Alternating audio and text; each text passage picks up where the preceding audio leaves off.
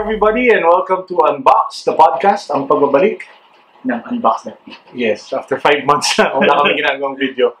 Okay, so today we're going to be talking about Android One and why sobrang importante siya dito sa Pilipinas. Napaka-important. Kasi ang dami nagsasabi nga na parang wala siyang kwenta kasi nga bakit why Google partnered with Cherry Mobile, My Phone. Diba? Alam naman natin na maraming nagrereklamo and mahaba yung pila sa mga service centers nila. Parang NBI lang.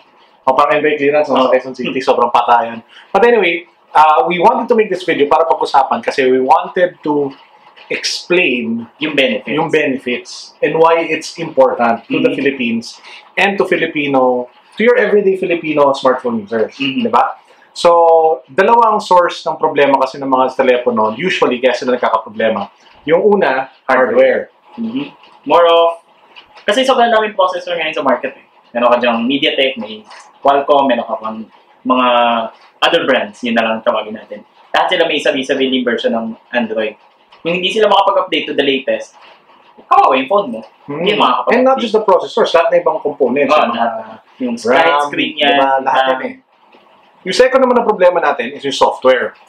Yung mga local manufacturers and the local brands have this tendency na nagsasalpak at nagko-customize, diba, to their heart's content. Yep. What we call bloatware. Lagay sila ng sarili nila app store, lagay sila ng ano mga apps, pero hindi naman talaga optimize yung software for the hardware, which also can be a big problem. Now, this is where Android One comes in and saves the day, ika nga, diba? Parang feeling Superman. Una-una sa lahat, pagdating sa hardware, pag si Google, lumapit niyan sa mga manufacturers or sa mga local brands, may listahan na sila. Parang menu na yun. Parang correct. Tama siya, parang menu. Kaya pag magluluto ka ng adobo, diba? Dala-dala na ni Google lahat ng sangkap. Diba? Tapos pipili na lang si cook kung ano yung mga different components from the list of ingredients, bubuin niya yung telepono. But yung importante, galing yung listahan sa Google. Which is certified and accredited. Oo. Kasi si Google mismo yung nag-isip Diba? Kung baga siya yung bumili ng mga parts na yan. Parang Lego lang yan na binubuo.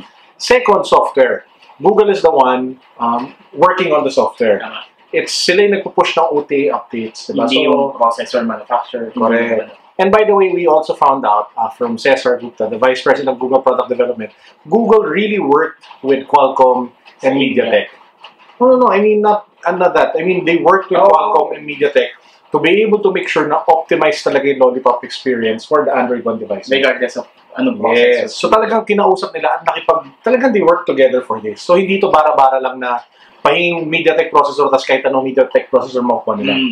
Diba? And talking of customer support, pagdating naman sa India, like what you were mentioning earlier, mas mababa yung after sales na reklamo. Which is kind of explains yun. Kasi halos lahat naman din ng mga reklamo ngayon, software related. Parang hindi compatible yung dual SIM sa software.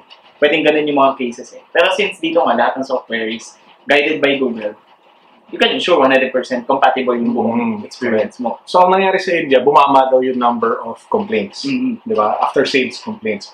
But of course, hindi natin talaga malalaman yan until we try it here in the Philippines. Kasi ibang India, ibang Pilipinas. Iba magreklamo ang Pinas. Correct, diba? So what we'll do is this. Now, for our review, both for Unbox.ph and HungryGeeks.ph. Oh yeah, plug. We'll do 3 reviews. Now, the first one is the unboxing, which we usually do. Second, we'll do the full review, which usually comes out mga 5 to 6 days after or 1 week, diba? Ang dadagdag namin dito, especially for Android One, and who knows, maybe even for all our other reviews, we'll put in a 30 days after review. Diba? Especially na first wave of Android One. Yes. So, bubugbugin talaga namin to. Abusuhin talaga namin. Like an everyday one de la Cruz would use. So, for the next 30 days, ang aking main phone ay either the Cherry Mobile 1 or the My Phone 1. Pahinga muna yung flagship international phone ko na hindi ko muna babanggitin. Diba? Ba't kaya hindi binabanggit? Chismis! Anyway.